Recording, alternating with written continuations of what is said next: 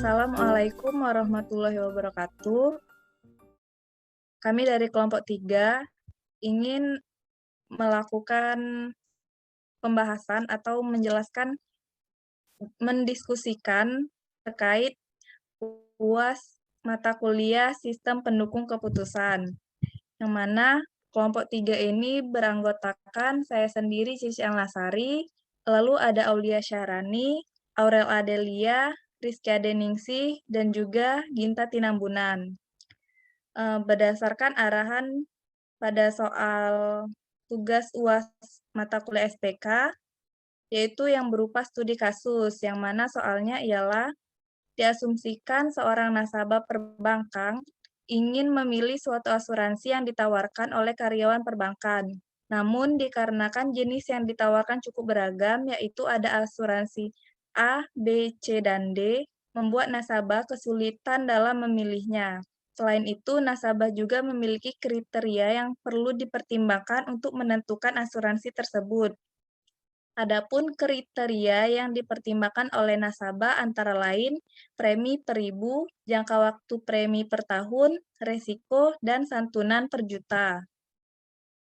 Kemudian untuk soalnya, setiap kelompok diminta untuk menentukan metode apa yang cocok untuk digunakan dalam menyelesaikan kasus tersebut.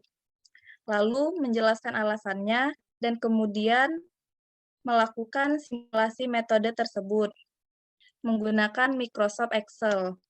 Dalam hal ini, kelompok kami telah mendiskusikannya melalui WhatsApp, via grup WhatsApp maksud saya, yang akan ditampilkan sebagai berikut. Dari hasil diskusi tersebut, kami memutuskan untuk menggunakan metode AHP, yang mana simulasinya akan dijelaskan dimulai dari Rizky Adeningsih.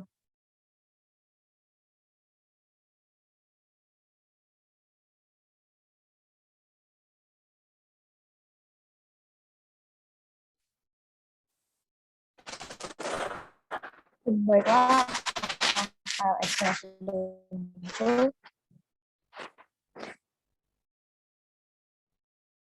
apakah sudah muncul, guys? Sudah tampil.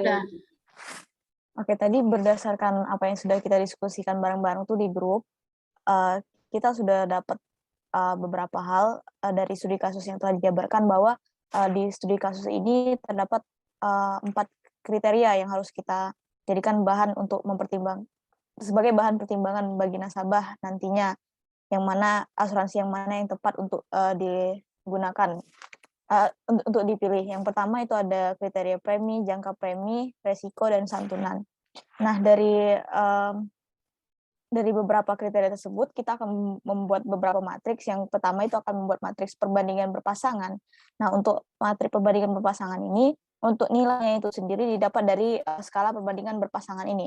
Yang mana untuk skala 1 itu faktor vertikalnya sama pentingnya dengan faktor horizontal. Untuk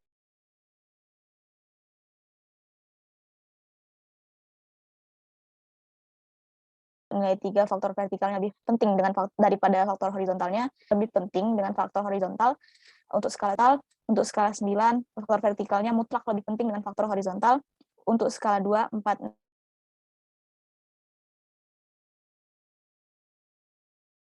6, dan 8 itu apabila ragu-ragu antara dua nilai yang berdekatan, yang mana antara faktor menentukan nilai yang lebih penting.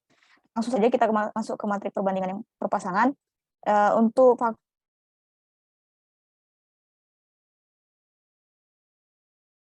faktor vertikal, faktor yang sama, maka itu akan masuk ke skala yang 1, yaitu sama-sama penting. Lanjut, untuk faktor vertikal yang kedua itu jangka premi, dan faktor horizontalnya premi itu mendapatkan skala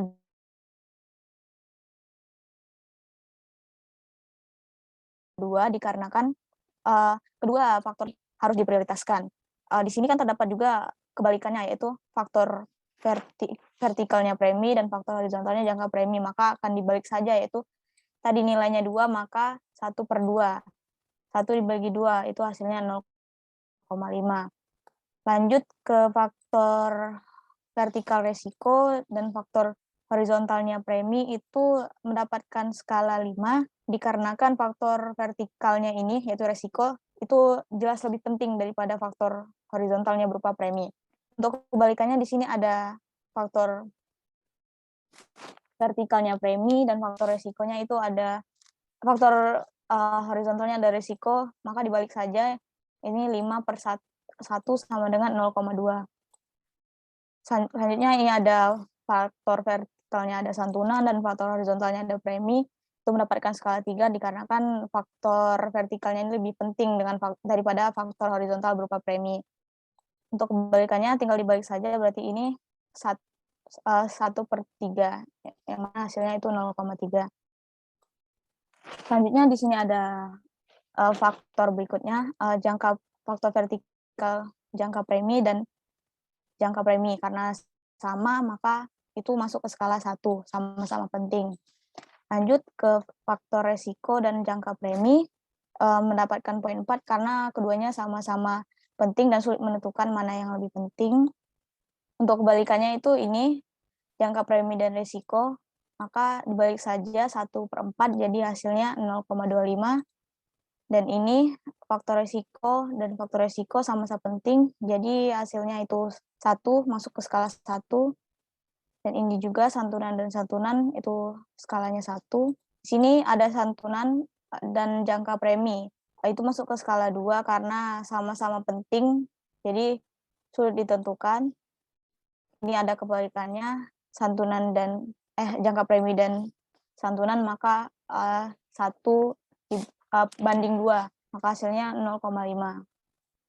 Dan ini ada faktor vertikal santunan dan horizontalnya resiko, itu masuk ke skala 3 karena faktor vertikal yaitu santunannya itu lebih penting dibandingkan dengan resiko.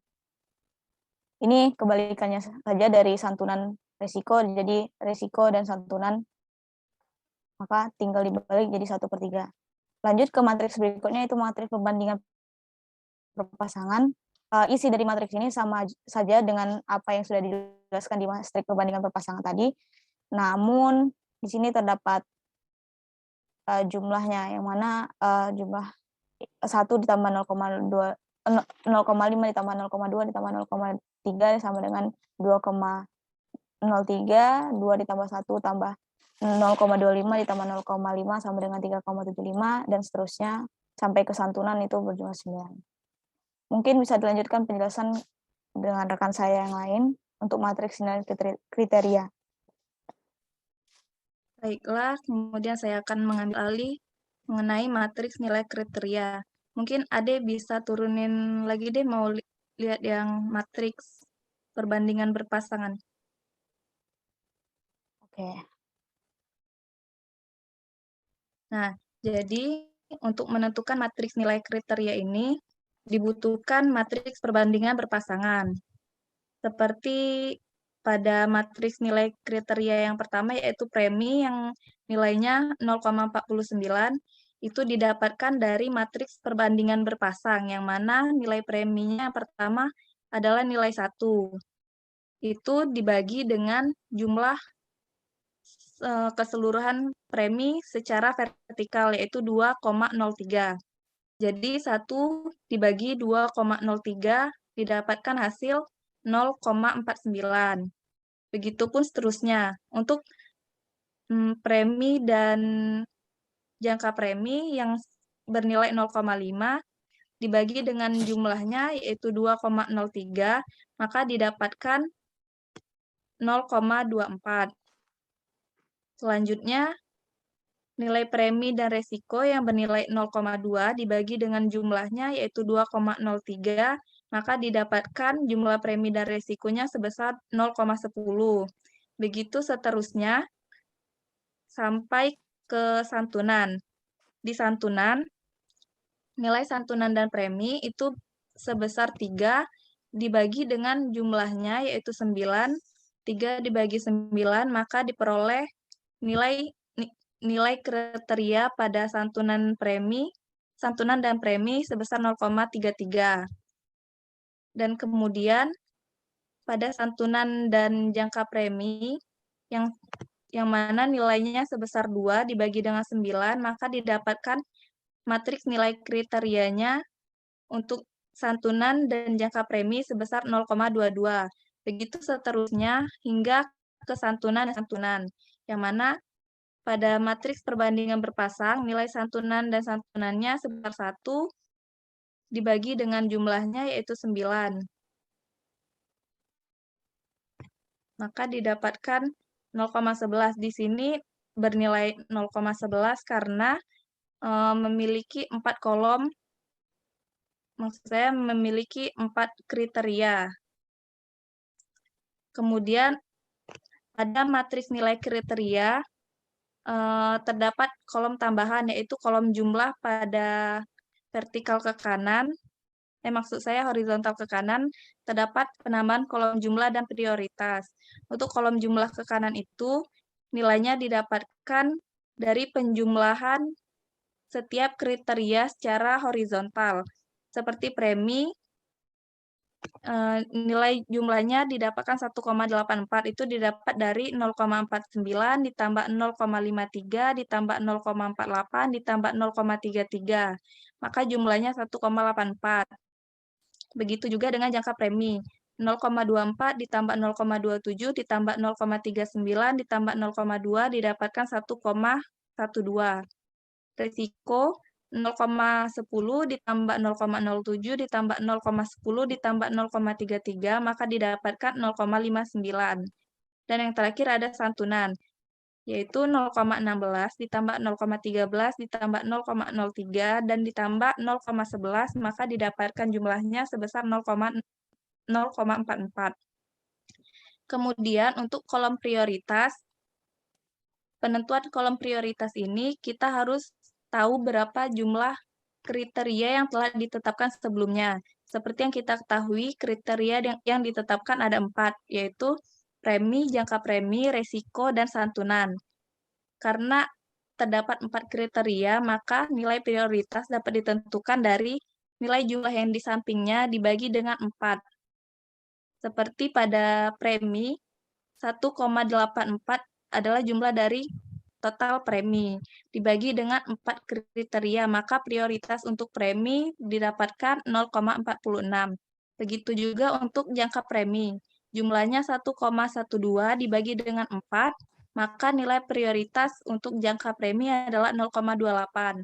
Kemudian untuk resiko, nilai prioritasnya didapat dari jumlahnya 0,59 dibagi dengan 4, yaitu prioritasnya 0,15. Dan yang terakhir santunan, karena jumlahnya 0,44 dibagi dengan 4, maka didapatkan prioritas santunan sebesar 0,11. Seluruh total dari prioritas dijumlahkan secara vertikal ke bawah, maka didapatkan jumlahnya ialah 1. Kemudian dapat dicari nilai penjumlahan setiap baris, yang mungkin rekan saya yang selanjutnya lebih paham untuk penjumlahannya. Baiklah, yang selanjutnya itu adalah matriks penjumlahan pada setiap baris, di mana matriks ini didapatkan dari jumlah pada kolom matriks perbandingan berpasangan itu dikali sama kolom prioritas yang ada pada matriks nilai kriteria. Seperti yang pertama itu ada pada kolom premi itu dikali sama kolom prioritas. Kemudian pada kolom jangka premi itu dikali sama kolom prioritas yang ada pada matriks nilai kriteria. Kemudian pada kolom resiko yang matriks perbandingan berpasangan itu dikali sama kolom prioritas yang ada pada matriks nilai kriteria. Kemudian pada kolom santunan pada matriks perbandingan berpasangan itu dikali sama kolom prioritas pada matriks nilai kriteria.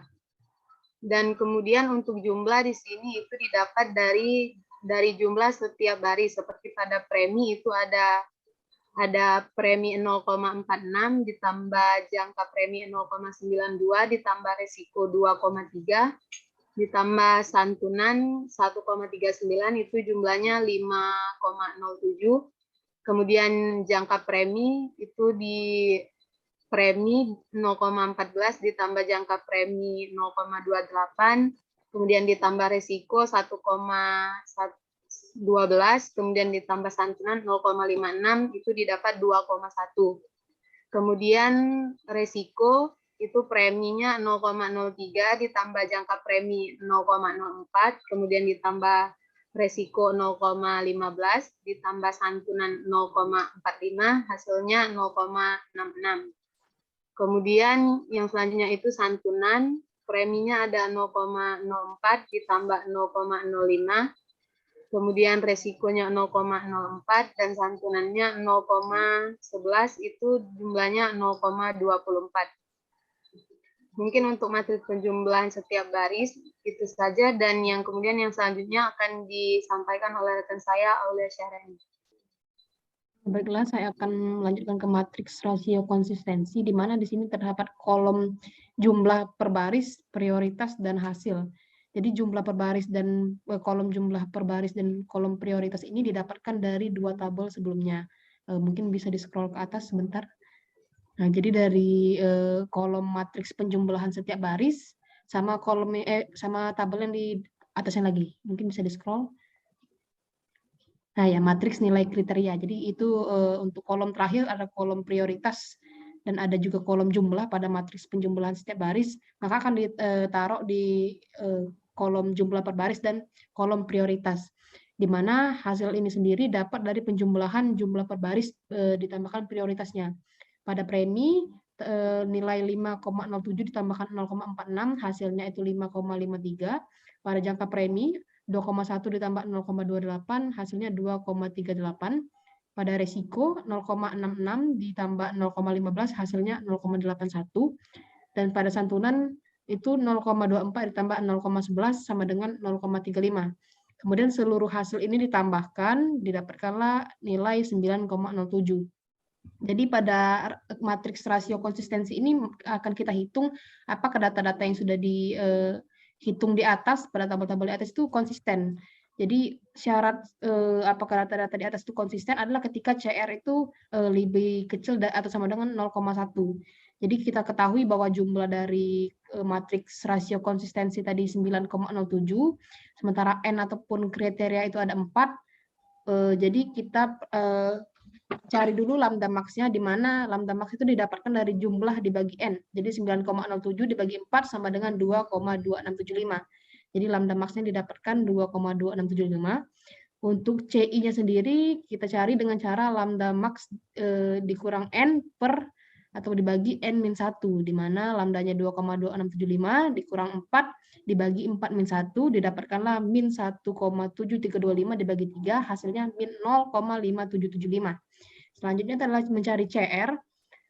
Jadi untuk CR ini sendiri adalah CI dibagi RI, di mana RI ini adalah random index konsistensi. Jadi ada ketentuannya di mana ketika nilai kriterianya atau nilai N-nya adalah 4, itu ketentuannya adalah 0,90. Jadi min 0,5775 dibagi 0,90, hasilnya min 0,6416. Jadi di mana kita lihat bahwa CR-nya itu ternyata lebih kecil daripada 0,1, jadi data-data di atas itu konsisten.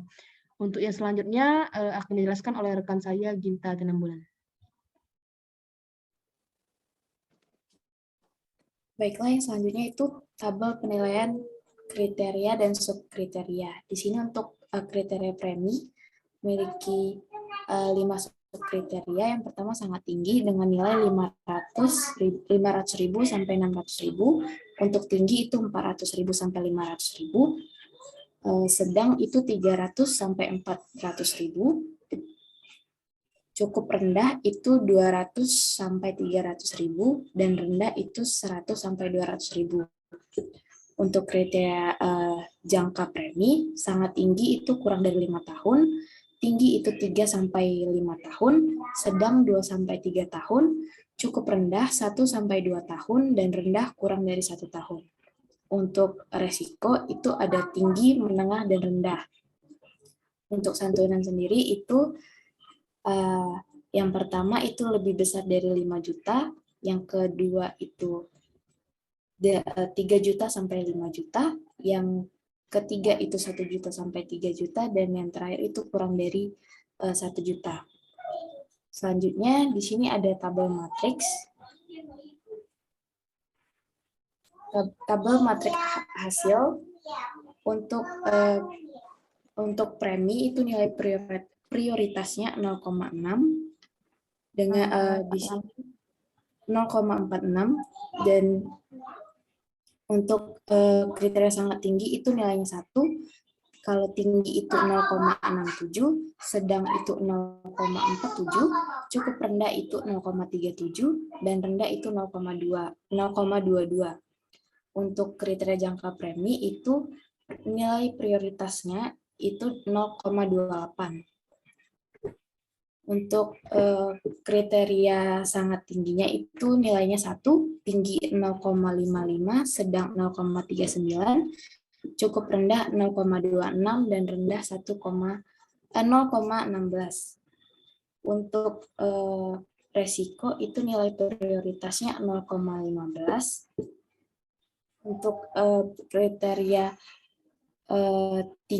subkriteria tinggi pada resiko itu nilainya 1, untuk menengah itu 0,73, dan rendah itu 0,36. Yang terakhir itu santunan, nilai prioritasnya itu 0,11. Untuk relatif tingginya itu bernilai 1, cukup tingginya 0,47, stabil nilainya 0,39, dan standar itu nilainya 0,277. Selanjutnya akan dijelaskan oleh Aurel. Sebelumnya Adelia. saya izin menambahkan sedikit untuk yang santunan ini, untuk nilai lebih dari 5 juta itu termasuk relatif tinggi. Untuk nilai 3 juta 1 rupiah sampai dengan 5 juta ini cukup tinggi. Untuk santunan 1 juta sampai dengan 3 juta ini nilainya stabil, dan kurang dari 1 juta itu nilainya standar. Maaf karena tidak tertulis di tabel sebelumnya. Oke, boleh dilanjutkan ke Saudara Aurel.